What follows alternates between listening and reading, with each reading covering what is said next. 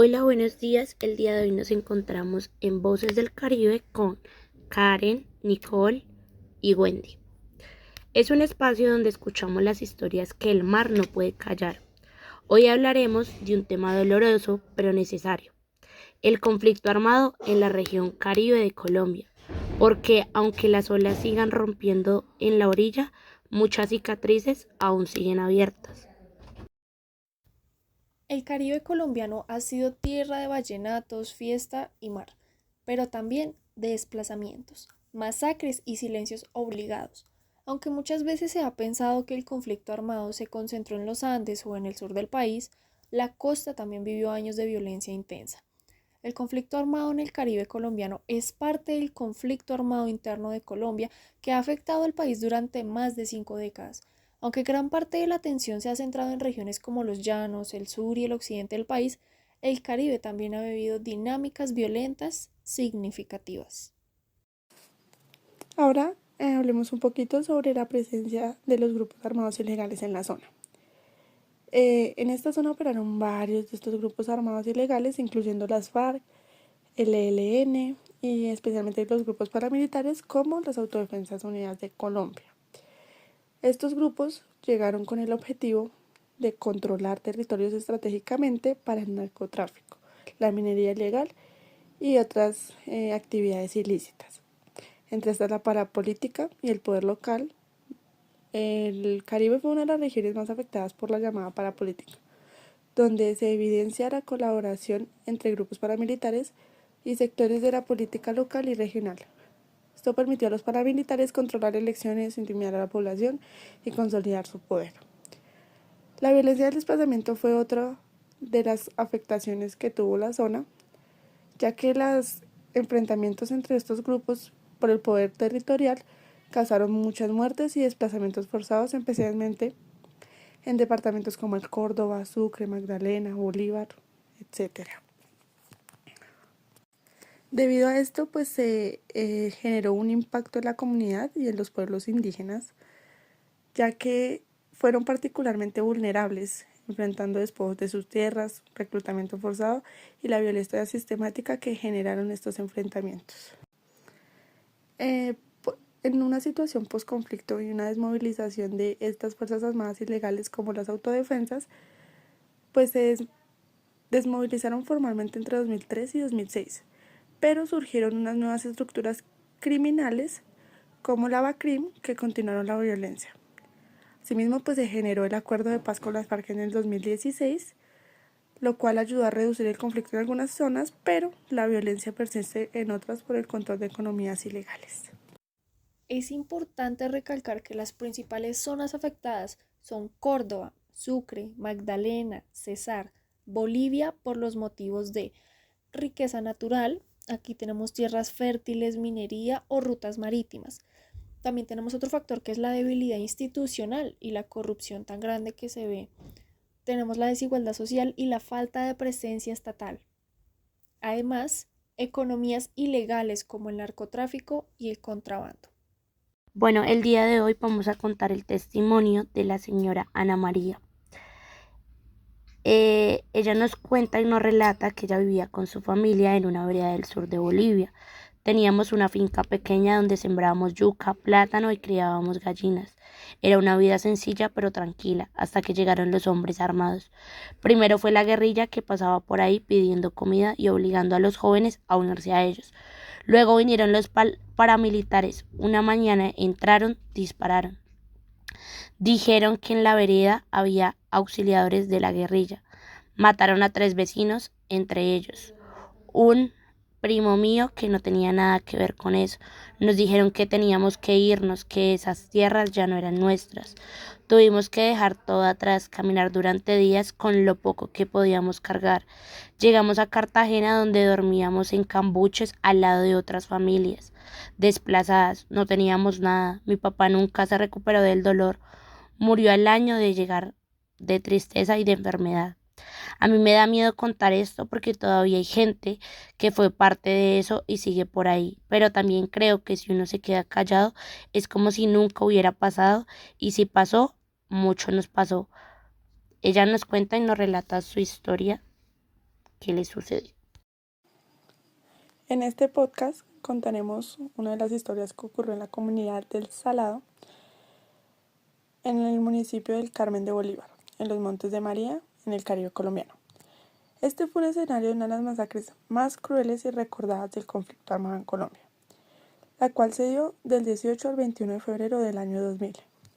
Durante 5 días consecutivos, más de 450 paramilitares del bloque norte de las Autodefensas Unidas, comandados por Rodrigo Mercado Pelufo, alias Cadena, invadieron el pueblo y cometieron una masacre sistemática. En esta asesinaron a más de 60 personas, aunque algunos testimonios hablan de hasta 100, incluyendo mujeres, niños y adultos mayores. Estas víctimas fueron torturadas, violadas, degolladas y asesinadas públicamente frente a sus familias y vecinos. Se usaron machetes, armas de fuego y métodos crueles para generar terror. Muchos murieron acusados sin pruebas de colaborar con la guerrilla. Acá surge una pregunta: ¿por qué ocurrió? Las autodefensas de Colombia buscaban limpiar la zona de presuntos colaboradores de la guerrilla, es decir, de las FARC y el ELN, que tenían presencia en los Montes de María. Para este punto, el Salado era considerado por ellos como una base social guerrillera, aunque la mayoría de la población era civil e inocente. También fue parte de una estrategia de terror para controlar la región y clave por su ubicación geográfica y sus rutas hacia la costa.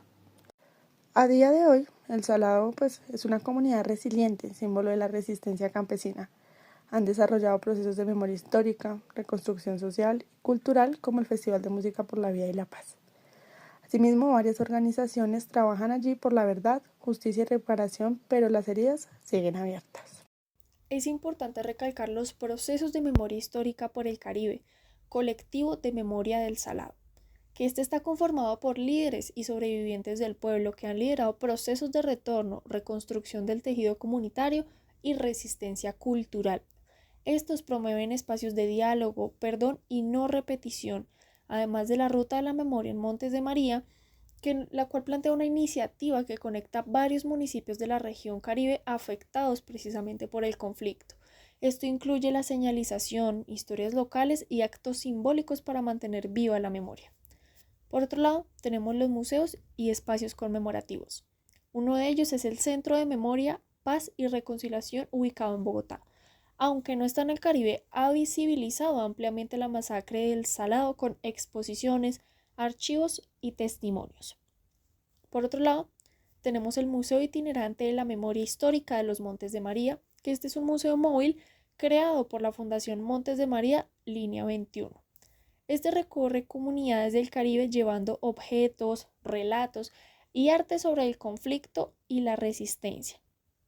Además de esto, tenemos obras de arte y murales por la memoria en el Salado, que diversas organizaciones han impulsado la pintura de murales en las paredes del pueblo con esencias de resistencia, flores, niños y mujeres campesinas.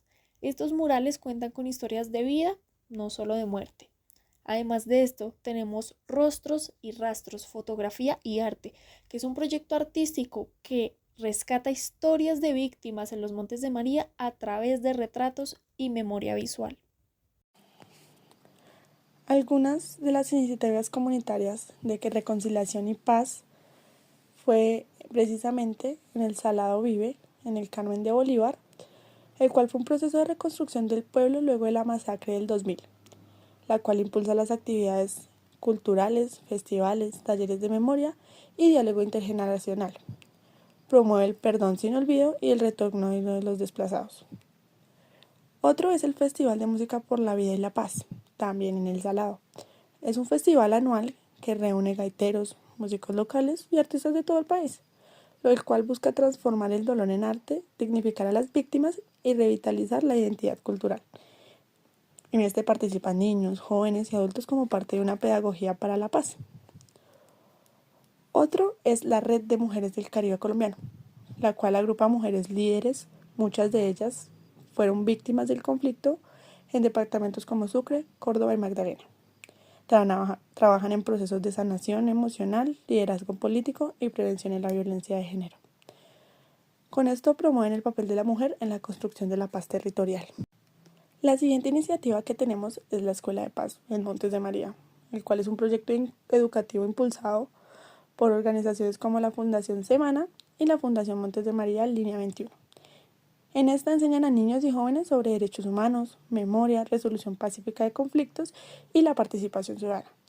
Se enfoca también en romper los ciclos de odio y miedo.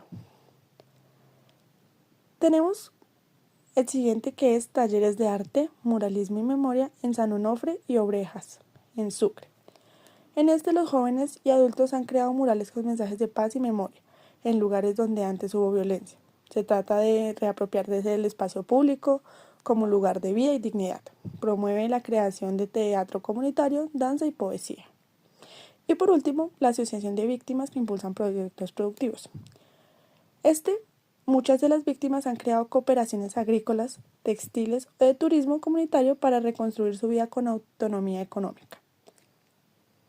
Bueno, para finalizar, el conflicto dejó cicatrices profundas en la arena del Caribe, pero también sembró semillas de dignidad, porque la memoria no es para quedarnos en el dolor, sino para transformar el futuro. Gracias por acompañarnos en este primer episodio de Voces del Caribe. Si esta historia te tocó, compártela, que la verdad no se quede encerrada.